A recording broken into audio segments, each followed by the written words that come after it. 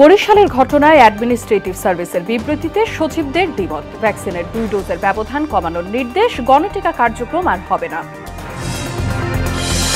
দেশে করোনায় আরও 117 জনের মৃত্যু, হাসপাতালেও কমছে রোগীর চাপ। সংক্রমণ নিয়ন্ত্রণে রাখতে স্বাস্থ্যবিধি মেনে চলার পরামর্শ। পদ্মা সেতুতে বসল শেষ রেলওয়ের স্ল্যাব, পূর্ণাঙ্গ রূপ পেল সড়কপথ। আগামী জুনেই খুলে দেওয়ার আশা প্রকল্প পরিচালকের, উচ্ছ্বসিত সাধারণ মানুষ। এবং শিক্ষা প্রতিষ্ঠান বন্ধ রেখে সরকার ভবিষ্যৎ প্রজন্মের ভয়ঙ্কর ক্ষতি করছে অভিযোগ ফখরুলের। গণ অভ্যুত্থানের রঙিন খোয়াব দেখছে বিএনপি, বললেন কাদের।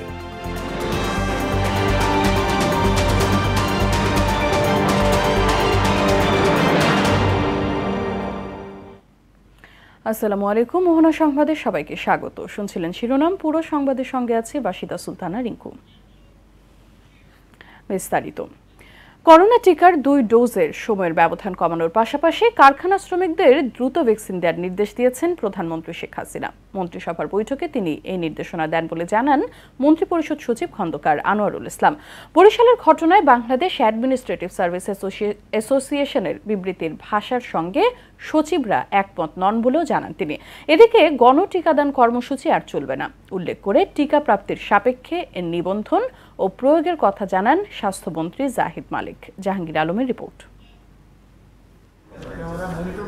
সচিবালয়ে অনুষ্ঠিত মন্ত্রিসভার বৈঠকে গণভবন থেকে ভার্চুয়ালি অংশ নেন প্রধানমন্ত্রী শেখ হাসিনা। এতে সুপ্রিম কোর্টের বিচারকদের বেতন ও ভ্রমণ ভাতা বিষয়ক 2টি এবং সংশোধিত Bangladesh legal practitioners and bar council আইনের খসড়া চূড়ান্ত অনুমোদন দেওয়া হয়। এছাড়া প্রতি বছর 18 অক্টোবর ক শ্রেণীর দিবস হিসাবে জাতীয়ভাবে শেখ রাসেল দিবস পালনের সিদ্ধান্ত হয় সভায়।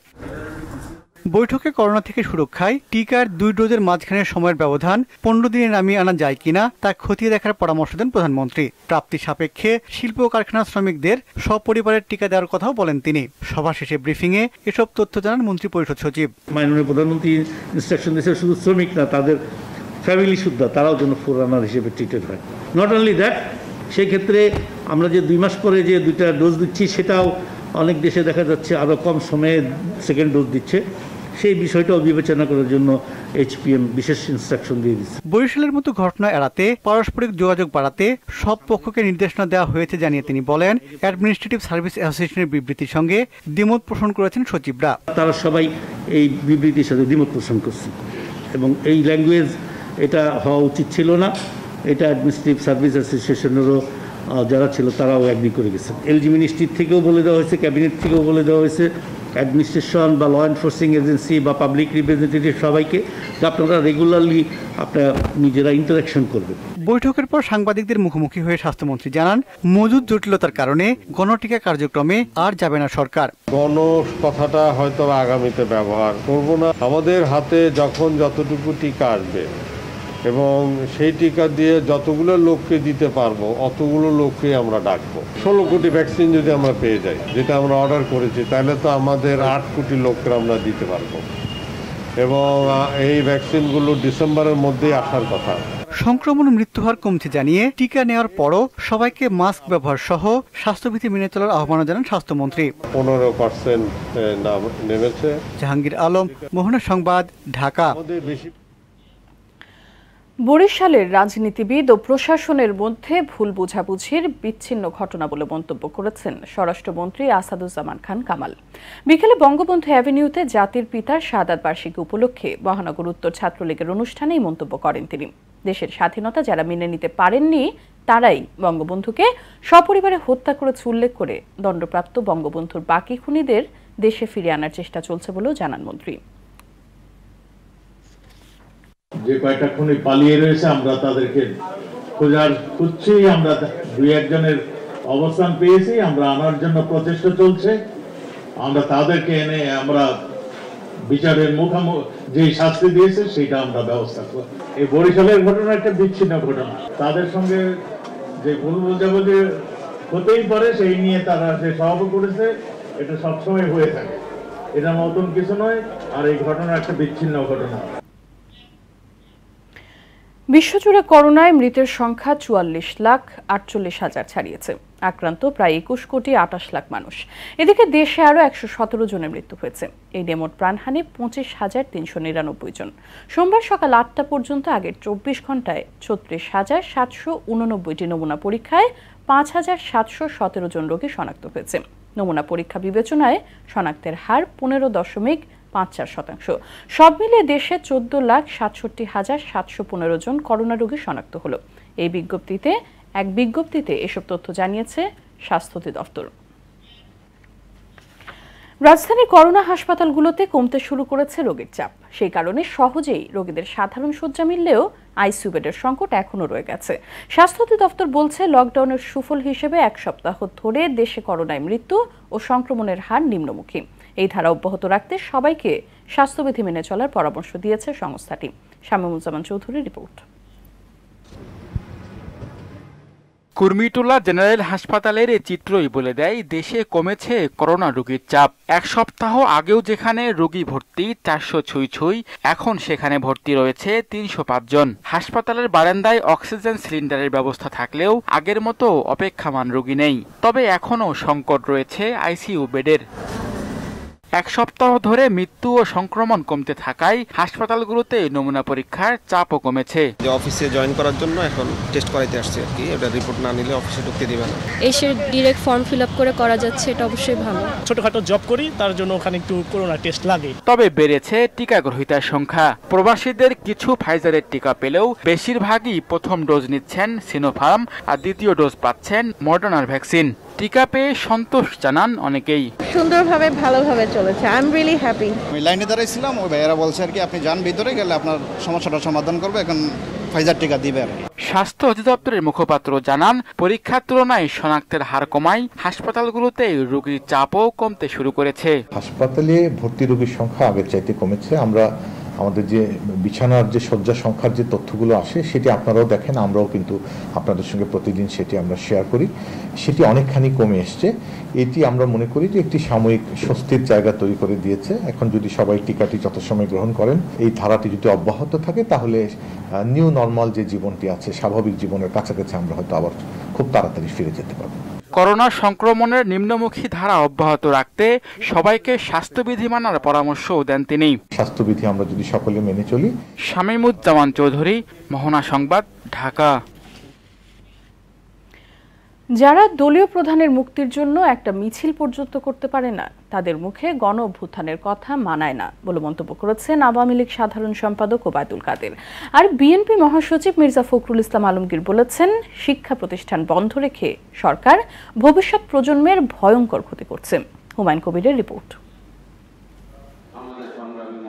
গুলশানে বিএনপি পরিচালিত কোভিড-19 হেলথ সেন্টারের জন্য চিকিৎসা সামগ্রী হস্তান্তর অনুষ্ঠানে প্রধান অতিথি ছিলেন দলের মহাসচিব মির্জা ফখরুল ইসলাম আলমগীর। বলেন, করোনা মোকাবেলায় টিকাদান এবং মানুষের জীবন জীবিকা নিয়ে সরকারের পরিকল্পনার ঘাটতি ছিল।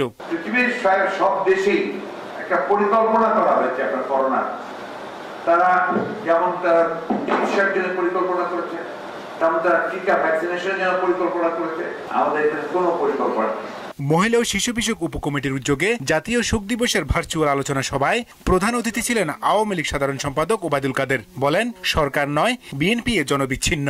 আন্দোলন, নির্বাচন, বারবার জনগণ তাদের প্রত্যাখ্যান করেছে। এই বাস্তবতা বোঝারও সক্ষমতা হারিয়েছে তারা। আসলে বিএনপি ক্ষমতা মোহে অন্ধ হয়ে পড়েছে। ইতিহাসের ফুটনোট জিয়াউর রহমানকে ইতিহাসের নায়ক বানানোর ব্যর্থ চেষ্টাও করা হয়েছিল বলেও মন্তব্য করেন আওয়ামী লীগ সাধারণ সম্পাদক। যারা ইতিহাস থেকে মুজিবকে মুছে দিতে চেয়েছিল, তারাই আজ মুছে যাচ্ছে অপ্রাসঙ্গিক হয়ে ইতিহাসে। হুমায়ুন কবির, মোহনা সংবাদ, ঢাকা। নতুন মাইল ফলকে স্বপ্নের পদ্মা সেতু প্রকল্পের নির্মাণ কাজ সবশেষ রেলওয়ে স্ল্যাব বসানোর মধ্য দিয়ে পূর্ণতা পেল স্বপ্নের পদ্মা সেতুর সড়কপথ। প্রকল্প পরিচালকের আশা 2022 সালের জুনেই সেতু খুলে দেওয়া সম্ভব হবে। সাধারণ মানুষের মধ্যে যোগাযোগ ও অর্থনীতির ক্ষেত্রে অনন্য মাইল ফলক হতে যাচ্ছে পদ্মা সেতু। মোহাম্মদ রেজাউলের ক্যামেরায় নাসির উদ্দিনের রিপোর্ট। আরেকটি পালক যুক্ত হলো স্বপ্নের পদ্মা সেতুতে। 12 এবং 13 নম্বর পিলারে সবশেষ রোডওয়ে স্ল্যাব বসানোর মধ্য দিয়ে তৈরি হলো গাড়ি চলাচলের পথ। ফলে 6.15 কিলোমিটার সেতুতে পূর্ণাঙ্গতা পেল সড়ক পথ। প্রমত্তা পদ্মার বুক ছিঁড়ে দ্বিতল বিশিষ্ট অবকাঠামো দাঁড়িয়ে গেছে বহু আগে। উপরের অংশে কংক্রিটের স্ল্যাব বসানোর পর এখন 20 কিলোমিটার অংশে রেলিং নির্মাণ, গ্যাস লাইন স্থাপন সহ টুকিটাকি আরও কিছু কাজ এগিয়ে চলছে জোরে সোরে। রোডওয়ে স্ল্যাব লেস দেন 60 আর 60টা বসাইলে আমাদের সবগুলা কাজ হয়ে যাবে। এই রেলিং এর কাজ এটা অনেক বড়, প্রায় 20 কিলোমিটারের উপরে, তো সেটার কাজ আমরা প্রায় 35% করেছি। প্রকল্প পরিচালক বলেন, ধীরে ধীরে কর্মী সংখ্যা কমে যাবে। নির্মাণ কাজের জন্য তৈরি করা বিভিন্ন অবকাঠামো সরিয়ে ফেলতে হবে। আমাদের মূল সেতুর প্রগ্রেস 94.25%, নদী শাসনের 85.25% এবং ওভারঅল 87.25%। প্রায় 1.5 বছর ধরে প্রতিটি বড় প্রকল্পের জন্য বিস্ফোরা হয়ে দাঁড়িয়েছে করোনা অতিমারি। তবে সংক্রমণ নিয়ন্ত্রণে থাকলে নির্ধারিত সময়েই খুলে দেওয়া যাবে পদ্মা সেতু। ইনশাআল্লাহ আমরা 2022 সালের জুনের মধ্যে আমাদের যানবাহন চলাচলের জন্য আমাদের সেতু প্রস্তুত হবে। চালুর পর ঢাকার সঙ্গে দক্ষিণাঞ্চলের 21 জেলার সরাসরি যোগাযোগ স্থাপন হবে, যা অর্থনৈতিক উন্নয়নের জন্য একটি বিরাট হাতছানি। ফেরি ঠিক মতন চলাচল করে না, এই আইলে আমরা 2 ঘন্টা 1.5 ঘন্টা বসে থাকা লাগে নরমালে। দক্ষিণাঞ্চলে যোগাযোগের ব্যবস্থাটা এত ভয়াবহ খারাপ, মানুষের তো অনেক কষ্ট হয়। এই পদ্মা সেতু হলে এই জিনিসটা লাগবে দ্রুত। এশীয় উন্নয়ন ব্যাংক এডিবির এক সমীক্ষা বলছে, পদ্মা সেতু চালু হলে দৈনিক প্রায় 24,000 যানবাহন চলাচল করবে। সংখ্যাটি বাড়তে বাড়তে 2050 সালে দাঁড়াবে 67,000-এ। পদ্মার মূল সেতুতে মোট 2917টি রোড স্ল্যাব বসবে, যার মধ্যে কাজ শেষ হয়েছে 2862টির। এছাড়া 5000 শেয়ার পকেট নির্মাণের মধ্যে শেষ হয়েছে 40% কাজ। অর্থাৎ বলা যায় গাড়ি চলাচলের দ্বার প্রান্তে দাঁড়িয়ে স্বপ্নের পদ্মা সেতু। এখন দেখার অপেক্ষা এখান থেকে ঠিক কতটুকু দূরত্বে দাঁড়িয়ে সেই স্বপ্নের বাস্তবায়ন। পদ্মা সেতুর মাওয়া প্রান্ত থেকে নাসির উদ্দিন, মোহনা সংবাদ। মিরপুরের পূর্ব কাফরুলকে মেট্রো রেলে যুক্ত করতে বেদখল সংযোগ সড়কটি পুনর্নির্মাণের কথা জানালেন ডিএনসিসি মেয়র আতিকুল ইসলাম। আর ড্যাপের নকশা বহির্ভূত স্থাপনা ভেঙে দিয়ে রাস্তাটিকে 30 ফুট সম্প্রসারণ করা হবে বলে জানালেন রাজুক চেয়ারম্যান BM আমিনুল্লাহ নুরি। কাফরুলে দখল হয়ে যাওয়া রাস্তাটি পরিদর্শনে সেসব কথা বলেন তারা। রেজা খানের রিপোর্ট। রাজুকের ডিটেইলড এরিয়া প্ল্যান অনুযায়ী পূর্ব থেকে দক্ষিণ কাফরুল হয়ে শেওড়াপাড়া যাওয়ার রাস্তাটি 30 ফিট চওড়া, কিন্তু অবৈধভাবে দখল করে ভবন নির্মাণ করায় আয়তন অর্ধেকে নেমে এসেছে। দখল হয়ে যাওয়া রাস্তা পরিদর্শনে আসেন ডিএনসিসির মেয়র ও রাজুক চেয়ারম্যান। রাস্তা দখল মুক্ত করে শেওড়াপাড়া মেট্রো রেল অংশে যুক্ত হতে সংযোগ সড়ক নির্মাণের কথা জানান মেয়র। রাজুকের ম্যাপে পরিষ্কার করে 30 ফুট রাস্তা, কিন্তু রাস্তাটা দখল হয়ে গিয়েছে। বিভিন্ন বাসা বাড়ি আপনারা দেখছেন, তাদের বিভিন্ন ব্যালকনি বাড়িয়ে দিয়েছে। এই যে বাড়িটা দেখছেন, আমার মনে হয় এই বাড়িরও কিন্তু পারমিশন নাই। ড্যাপের নকশা অনুযায়ী রাস্তাটির প্রস্থ 30 ফিটে ফিরিয়ে আনার কথা জানান রাজুক চেয়ারম্যান। প্ল্যান অনুযায়ী দেখবো, চেক করবো আমার ভবনগুলো ঠিক আছে কিনা, যেগুলো ঠিক নাই আমরা ওয়ার্নিং দেবো ঠিক করার জন্য খুব দ্রুত। না করলে আমরা আমাদের উদ্যোগে সেগুলো দ্রুত আমরা অপসারণ করে যেন এই রাস্তাটা বড় হয় সেভাবে আমরা ঢাকা উত্তর সিটি কর্পোরেশনের সাথে থেকে আমরা এই কাজ করার চেষ্টা করব। পরে জাতির জনকের শাহাদত বার্ষিকী উপলক্ষে উত্তর কাফরুল উচ্চ বিদ্যালয়ের মাঠে দুস্থদের মাঝে খাবার বিতরণ করেন মেয়র আতিক। রেজা খান, মোহনা সংবাদ, ঢাকা। সংবাদের এই পর্যায়ে নিচ্ছে একটি বিরতি, ফিরছি যখন আরো থাকছে।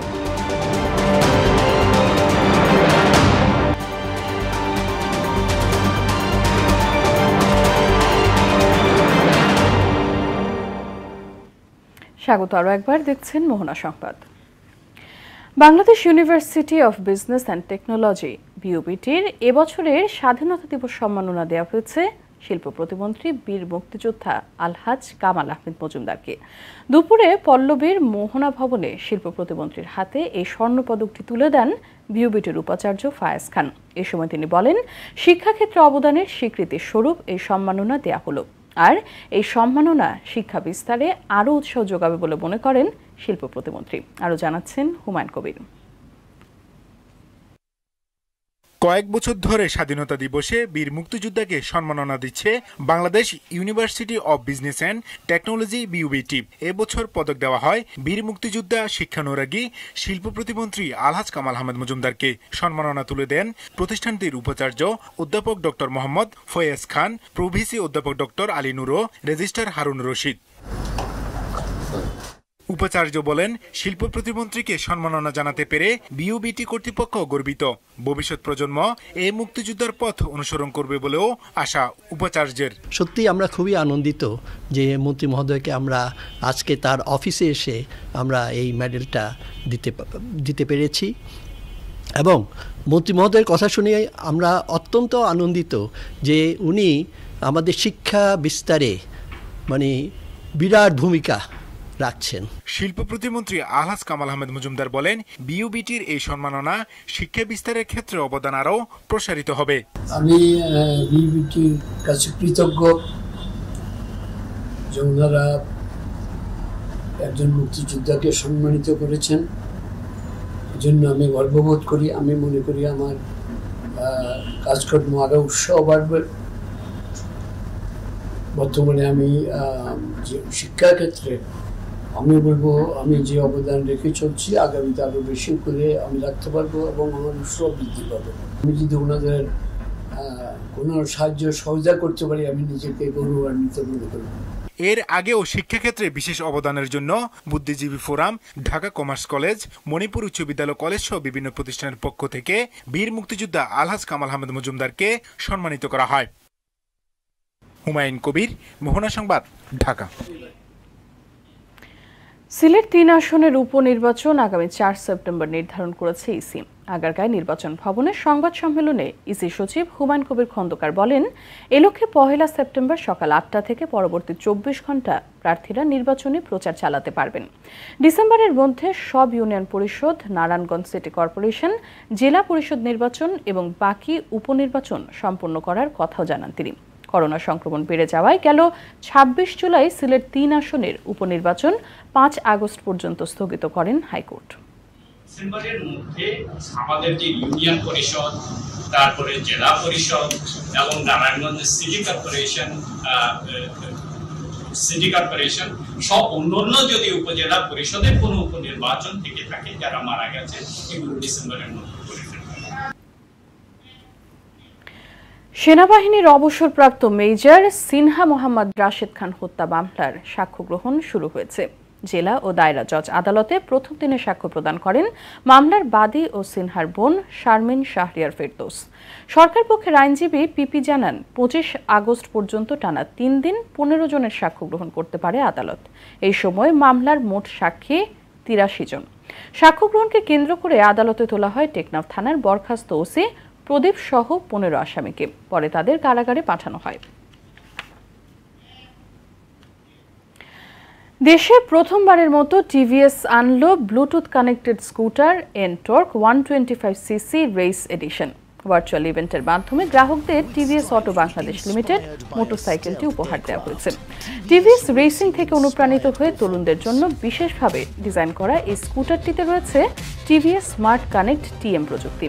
টিভিএস অটো বাংলাদেশের ব্যবস্থাপনা পরিচালক জে একরাম হোসেন বলেন, দেশের বাজারে টিভিএস এনটর্ক 125 রেস এডিশন বাজারজাত করতে পেরে বেশ আনন্দিত তারা। এই সময় উপস্থিত ছিলেন টিভিএস মোটর কোম্পানির ইন্টারন্যাশনাল বিজনেসের প্রেসিডেন্ট আর দিলীপ।